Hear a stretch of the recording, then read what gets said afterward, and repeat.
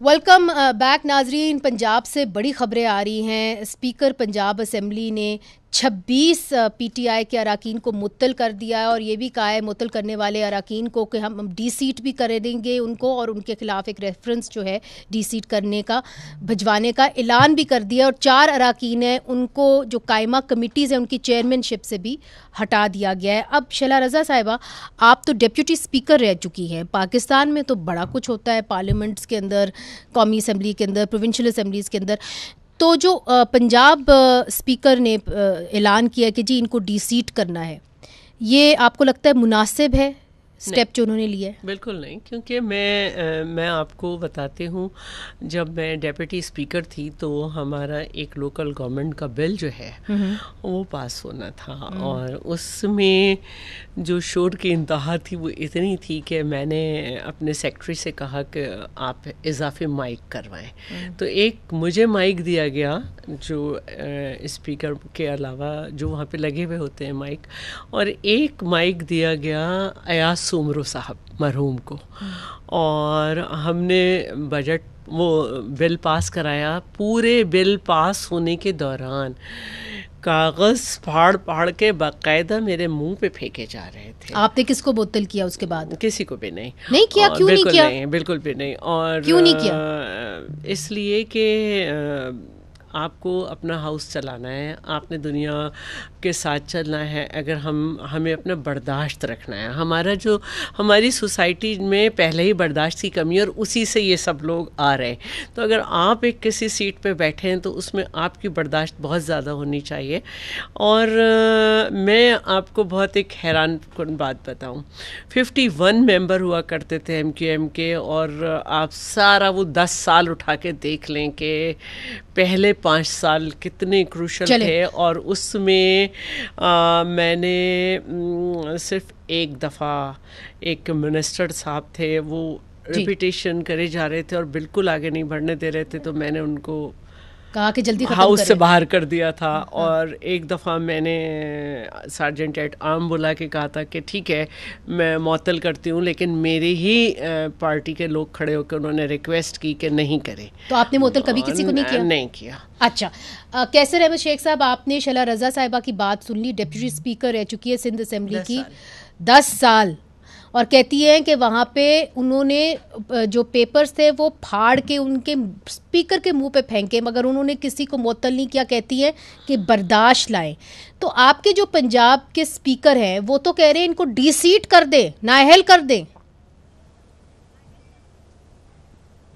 जी, मैं शैला रज़ा साहिबा से बिल्कुल मुत्तफ़िक हूँ, क्योंकि कौमी असम्बली में कोई आज पहली बार प्रोविंशियल असम्बली की बात है, लेकिन मैं क्योंकि कौमी असम्बली का मेंबर हूँ थ्रू आउट, तो कोई पहली बार नहीं हुआ, 20 बार ऐसी बातें हुई हैं। और जब कोई बजट पेश किया जाता है या प्रेसिडेंशियल स्पीच होती है तो हर किस्म का हुल्ला गुल्ला, हर किस्म की आवाज़ें कसे जाते हैं। उसका मतलब यही जो बर्दाश्त की ये बात कर रही हैं, क्योंकि हमने अपने असम्बलियों में तो बर्दाश्त रखनी है। और स्पीकर ने कभी ऐसा नहीं किया। अगर कोई टेम्परेरी किसी की कोई मेंबरशिप सस्पेंड की है तो चंद दिनों के लिए होती है, और वो मेंबर भी वापस अपने अल्फाज ले लेते हैं। और जी, मगर 4 ऐसे पीटीआई के मेंबर्स हैं जिनको कमिटीज़ की चेयरमैनशिप से भी हटा दिया गया है। तो आप क्या तजवीज़ देंगे मलिक अहमद साहब को? आप एक सीनियर सियासतदान है, वो पंजाब में बैठे हैं, स्पीकर है, आपकी हुकूमत, आपकी पार्टी की तर्जुमानी कर रहे हैं। वो इलेक्टेड है, उन्हें नहीं। जी, मैं आपको कह रहा हूँ कि ऐसा नहीं होगा। और जो चेयरमैन हैं पीटीआई के, अगर किसी को हटाया भी गया है किसी वजह से, तो अव्वल तो उनको बहाल कर दिया जाएगा, और अगर ऐसा ना हो सके तो पीटीआई का ही कोई और मेंबर जो है, जो हमारे 21 नेशनल असम्बली में तो 21 मेंबर होते हैं हर स्टैंडिंग कमेटी के, तो मेजॉरिटी जिसको कहती है वही चेयरमैन बनता है। तो ये तो सिर्फ स्पीकर के ऊपर डिपेंड नहीं करता, वो एक तादीबी कार्रवाई ज़रूर हो रही है, लेकिन और दोनों तरफ से सोचना चाहिए ना।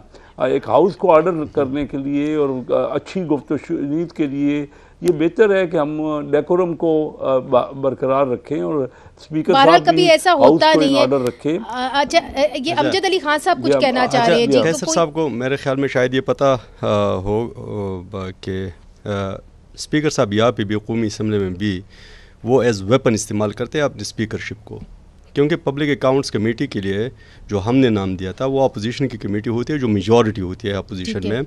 हमने जो नाम दिया था वो शेख वकास अकरम साहब का नाम था, ठीक है। आखिर तक तकरीबन 1 साल उनको लगा, और ये बहुत बड़ी बात है कि पार्लियामेंट में पब्लिक अकाउंट्स कमेटी के बगैर आप पार्लियामेंट को चलाए। 1 साल तक उन्होंने इंतज़ार सिर्फ इसी वजह से करवाया कि वो शेख वकास अकरम साहब को चेयरमैन नहीं बनने देते, और वो स्पीकर साहब के इख्तियार में था ये। अब आदिल बाज़ी साहब जो है, हमारी ओवरसीज़ की कमेटी है, हमारे तकरीबन 2 लाख लोग मलाकन डिवीज़न के वो ओवरसीज़ में, उनके बड़े मसाइल हैं, वो हमें बार बार फ़ोने करते हैं वहाँ से। मैं मेंबर हूँ ओवरसीज़ कमेटी का, आज तक वो नहीं बनने देते आदिल बाज़ी को चेयरमैन, क्योंकि स्पीकर साहब नहीं चाहते कि वो चेयरमैन बने, और इसी वजह से वो कमेटी तकरीबन 6 महीने से डिसफंक्शनल है। अनफॉर्चुनेटली मुस्लिम लीग नून का ये रवैया है कि वो उनमें टॉलरेंस नहीं है, उनमें जो इंक्लूसिव और जिस तरीके से डेमोक्रेसी चलती है वो इस तरीके से डेमोक्रेसी को चलने नहीं देते। मेरा ख्याल है चूंकि आपने उनके मुतल्लिक बात की है तो मैं चाहूंगी कि कम से कम वो रिस्पॉन्ड कर दे। कैसर अहमद शेख साहब, आप इस पे आप रिस्पॉन्ड करना चाहेंगे? जी, पब्लिक अकाउंट कमेटी जो है वो हमेशा अपोजिशन को ही मिलती है, और अपोजिशन का ही जो मेजॉरिटी, मैंने आपसे पहले कहा ना कि स्पीकर साहब का इसमें इतना रोल नहीं है। इसमें तो मेंबर्स की अगर कोई मीटिंग कन्वीन होती है स्टैंडिंग कमेटी की, तो मेजॉरिटी मेंबर जिसको भी चेयरमैन इलेक्ट करते हैं, इलेक्शन होता है बाकायदा, नाम नॉमिनेट किया जाता है, सेकंड किया जाता है। लेकिन वो इलेक्शन होता है, लेकिन इलेक्शन तब होता है जब पार्टी अपने नाम देती है, तो उसके बाद फिर वो इलेक्शन वहाँ पे करा देते हैं, ठीक है। जब नाम उनको नहीं देते, अभी हमने नाम दिया आदिल बाज़ी साहब को, तो मैं इस प्रोग्राम की वसातत से और आपके थ्रू अगर आप स्पीकर साहब को ये कहे कि जल्दी वो कन्वीन करे और आदिल बाज़ी का नाम जो है हमने मेजॉरिटी उसको एक्सेप्ट करें, जी उसको एक्सेप्ट करें, तो कन्वीन स्पीकर ने करना होता है। शला रज़ा साहिबा, 2-3 बातें मैं यकीन आपसे करना चाहूँगी। देखिए, ठीक है, हम एक सही बात करने बैठे हैं, लेकिन पीटीआई की तरफ से भी कोई नाम फाइनल नहीं हो रहा था। कभी जो है वो किसी का नाम आ रहा था, कभी किसी का, कभी भी वक्त निकल गया। हाँ, मतलब कभी वो जो हैं सुन्नी तहरीक के चेयरमैन जो हैं, लेकिन वो हामिद रज़ा साहब, उनका नाम आया, उसके अलावा किसी का आया, फिर किसी का आया, ये भी था। और दूसरे, जहाँ तक पंजाब की बात है, तो अगर आप सिंध में देखें, जब बजट स्पीच हुई है तो इंतहाई जो है ना, जिसको हम कहते हैं कि मिसबिहेव किया, तूफान बदतमीजी, बहुत तूफान बदतमीजी हुई है। नहीं, कुछ भी नहीं हुआ। और एक बात ये है कि अगर स्टैंडिंग कमेटीज़ जो हैं उनके इंतखाबात होते हैं बाकायदा, फिर उसके बाद चेयरपर्सन जो है उसको मुंतखब किया जाता है। अगर कमेटी के अरकान जो हैं उनसे खुश नहीं है और वो नहीं कह रहे, तो फिर ऊपर से उनको इस तरह नहीं हटाया जाता, तो फिर स्पीकर का कोई अमल दखल नहीं होता इतना। जी, इस तरह से नहीं हटाया। अच्छा, एक और बात मुझे कहनी थी कि पीटीआई का ये शेवा, खैर ये तो ऐसे नहीं है, लेकिन इंतहाई नाजेबा, वो मरियम नवाज साहिबा के लिए भी नारे निकालते रहे, और चेयरमैन बिलावल के लिए भी उन्होंने इंतहाई नाजेबा जो है ड्यूरिंग द सेशन नारे लगाए।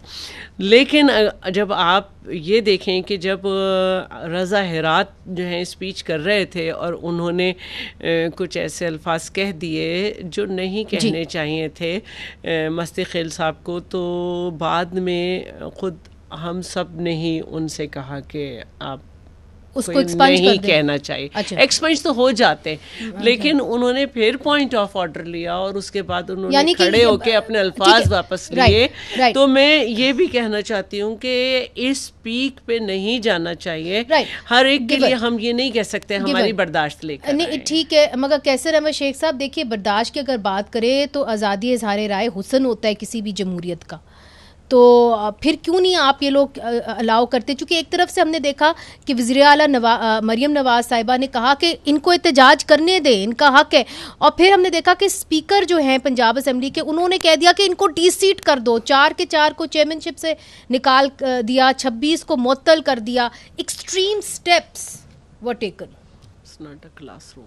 हाँ मुनिदे, मैं आपको यकीन दिलाता हूं। शैला जी कह रही है कि ये क्लासरूम थोड़ी है। मैं मानती हूँ कि आजादी राय होना चाहिए और एक डेकोरम भी है ना, डेकोरम को भी बरकरार रखना चाहिए। नहीं देखिए, मैं आपको बताऊं, वो कर रहे थे कुछ गलत हरकतें, तो उन्हें भी समझना चाहिए। ठीक है, लेकिन बहरहाल इट्स नॉट अ क्लासरूम, आप वोट लेके आए। जी जी, कैसे साहब?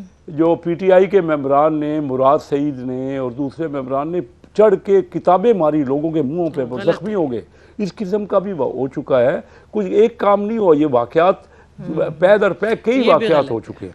लेकिन वो फिर यही होता है कि आपस में सर, आपको परवेज इलाही भी याद होंगे। आपने परवेज इलाही को, और उन्होंने तो कहा कि जी शहबाज शरीफ ने कहा है कि जी ऑर्डर्स दिए कि मुझे कत्ल कर दिया जाए, फिर उन्होंने कहा कि मेरा हाथ जो है वो खराब हो गया है। आपको याद होगा कि परवेज इलाही साहब के साथ जो कुछ हुआ था उसके ऊपर आपकी पार्टी के ऊपर भी काफी तनकीद हुई थी। तो ये तो दोनों तरफ से होता है ना सर, एक तरफ से तो होता नहीं। कैसर साहब, मैं मानता हूँ, मैं यही तो मैं कह रहा हूँ कि कई बार वाकयात हो चुके दोनों तरफ से, हर पार्टी के मेंबरान भी जिक्र किया, शैला ने भी, तो ये कई बार हो चुका है। और उसके बाद देखिए उसको एहसास होता है मेंबर को भी कि उससे कोई ज़्यादती हो गई है या कुछ ज़्यादा उसने कह दी है। तो ये जोश खिताबत में या आपस में एक दूसरे के टसल में कई वाकयात हो चुके हैं, लेकिन कोई ऐसा वाकया नहीं हुआ कि किसी को असेंबली से नायल कर दिया गया। तो फिर आप इसकी मजम्मत करते, जो अच्छी बात है दोनों तरफ। अच्छा, ये मैं आपकी जानिब आऊंगी। मैं हमेशा मजम्मत करता हूँ। मैं समझता हूँ कि ये मछली बाजार जो बनाते हैं हम ये असेंबलियों में, ये मकसद नहीं है। हम तो प्रोडक्टिव डिस्कशन समझ लिया है कि मुझे तो बहुत एतराज रहा है, थ्रू आउट एतराज रहा है कि अच्छा, मगर चूंकि हम बर्दाश्त की बात करें तो थोड़ा सा बर्दाश्त करें, मुझे छोटा सा वक्फा लेना है।